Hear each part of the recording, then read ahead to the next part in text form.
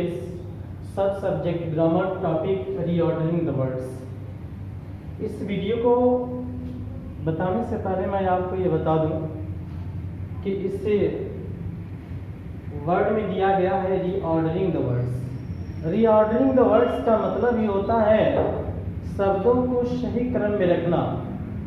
Suppose कीजिए आपको कोई एक सेंटेंस दे दिया जाए और उस सेंटेंस को आपको रीऑर्डरिंग करने के लिए दिया जाए, तो आप क्या करेंगे? आपको सबसे पहले इस बात का ध्यान देना होगा कि किसी सेंटेंस का जो सिंपल सा स्ट्रक्चर होता है, आपको हर एक रीऑर्डरिंग वर्ड में आपको मैं सिंपल सेंटेंस का स्ट्रक्चर बता देता हूँ, क्या क्या उसमें होता है। ये हमेशा आप ध्यान दिया करिएगा। सब्जेक्ट के बाद वर्ब होता है और वर्ब के बाद ऑब्जेक्ट होता है और ऑब्जेक्ट के बाद अदर वर्ड होता है। ये सिंपल सा स्ट्रक्चर होता है। किसी भी सिंपल सेंटेंस के लिए यह जानना जरूरी है कि सिंपल सा स्ट्रक्चर ये होता है कि सब्जेक्ट होता है, वर्ब होता है, ऑब्जेक्ट होता है, अदर वर्ड होता है। तो इस बात को ध्यान में रखते हुए जो हमारा ये दिया गया सेंटेंस है, इस सेंटेंस को अब देखेंगे इसमें कि कौन सा पार्ट हमारा सब्जेक्ट का होगा, कौन सा वर्ब का होगा, कौन ऑब्जेक्ट होगा, कौन अदर वर्ड होगा। तो यह इसका एक सिस्टम होता है। किसी सेंटेंस में ऐसा भी हो सकता है कि ऑब्जेक्ट न भी दिया हो, किसी सेंटेंस में ऐसा भी हो सकता है कि अदर वर्ड भी न दिया हो, किसी सेंटेंस में ऐसा हो सकता है कि ऑब्जेक्ट दिया हो, अदर वर्ड न हो, किसी सेंटेंस में ऐसा होता है कि अदर वर्ड होता है लेकिन ऑब्जेक्ट नहीं होता है। कोई ऐसा भी सेंटेंस होता है जिसमें ये दोनों ही होते हैं। तो सेंटेंस का जो भी सिस्टम हो, जो भी क्रम हो, उसको इसी वाले रूल पे आपको रखना होगा। जो वर्ड होगा उसके प्लेस पे उसको आपको रख के चले जाना है। तो रीऑर्डरिंग में आपको यही करना होता है। इसके पहले मैं पार्ट्स ऑफ प्रेडिकेट के नाम से इस टॉपिक को देता था और आज हमने इस टॉपिक को रीऑर्डरिंग द वर्ड्स हमने कर दिया है। यानी परीक्षा में इस प्रकार से भी पूछे जाते हैं कि right the words in reordering word. तो आपको रीऑर्डरिंग वर्ड में लिखना होता है। ये आपका दिया गया एक वर्ड है, ये सारे वर्ड हैं आपके, और इस वर्ड से ही आपको एक पूरा सेंटेंस बनाना है। तो आपको इन्हीं वर्डों से बनाना है। तो सबसे पहले हम क्या चॉइस करेंगे कि इसमें सबसे पहले जो हमारा सब्जेक्ट होगा उसको हम सबसे पहले चॉइस करेंगे।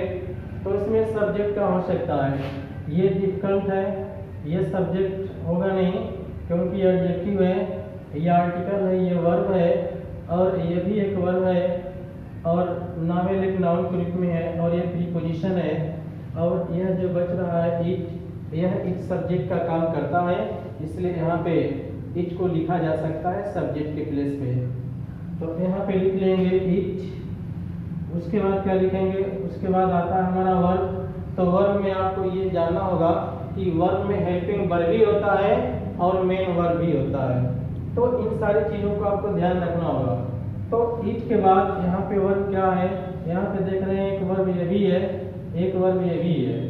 तो दोनों को हम एक साथ भी नहीं कर पाएंगे। यहाँ पे क्यों नहीं कर पाएंगे? क्योंकि यह जो वर्ब मेन वर्ब है यह किसी सब्जेक्ट के साथ ये लगता है, परंतु जब दो क्रियाएं एक साथ आ जाती हैं और जिसमें बी का रूप होता है, उस बी के बाद कोई हम ऑब्जेक्ट कॉम्प्लीमेंट के रूप में रखते हैं। अगर वह नहीं है तो इसके बाद मेन वर्ब का आईएनजी फॉर्म रखते हैं।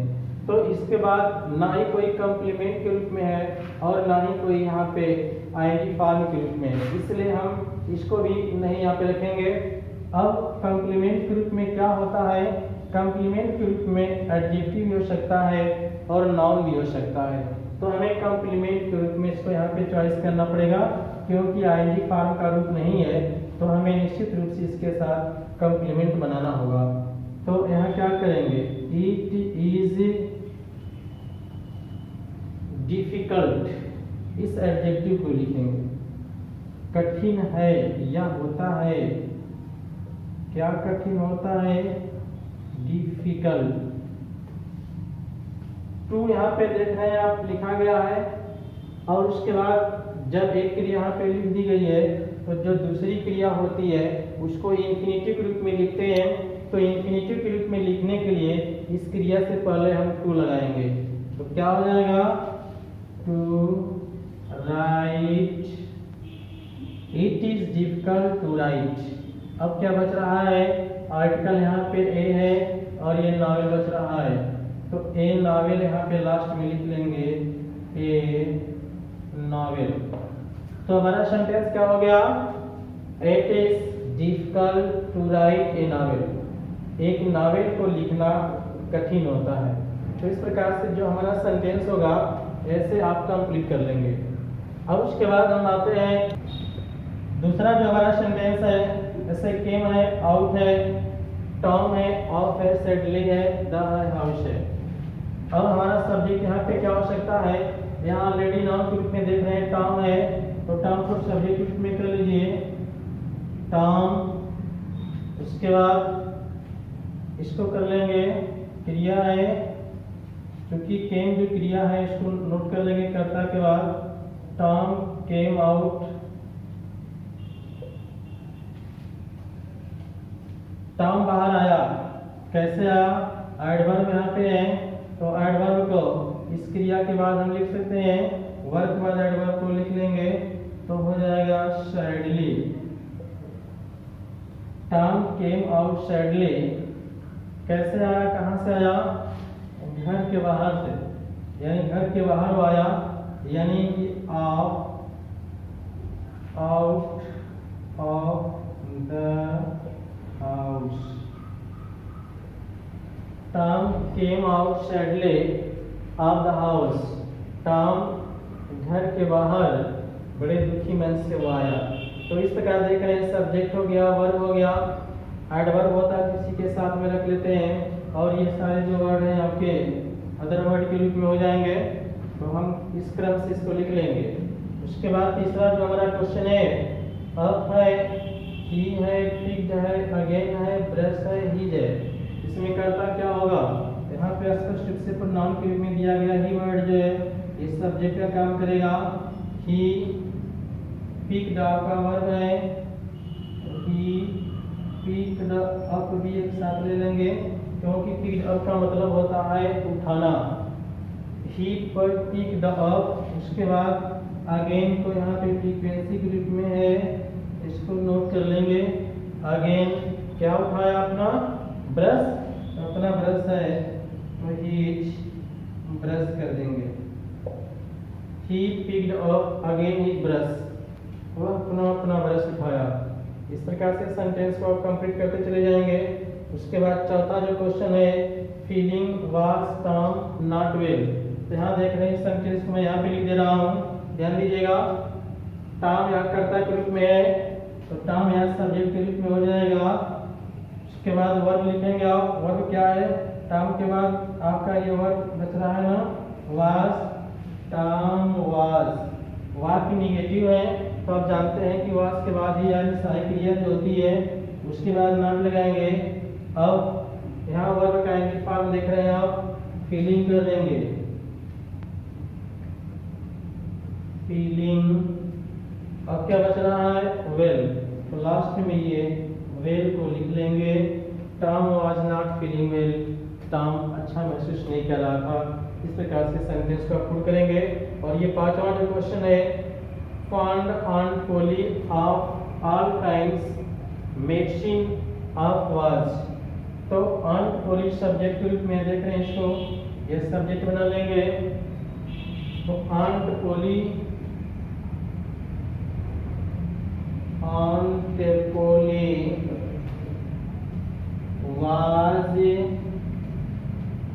फाउंड ऑफ करेंगे, यहाँ पे found of all kinds of medicine, all kinds of medicine.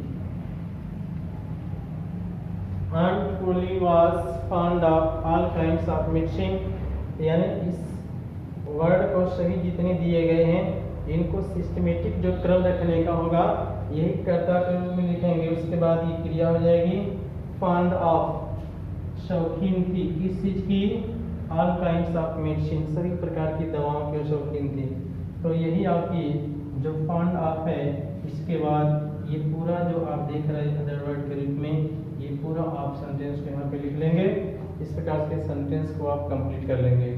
तो इस प्रकार आप जो भी सेंटेंस देता है आपके एग्जाम में, अगर लंबे भी आ जाते हैं तो भी आराम से आप इस तरह से रीऑर्डरिंग कर सकते हैं और आप पूरा का पूरा मार्क उठा सकते हैं। और शेष चीज़ें आपको अगली वीडियो में बताई जाएगी। कोई समस्या होगी तो जरूर इस तरफ से और कमेंट बॉक्स में कमेंट कीजिएगा।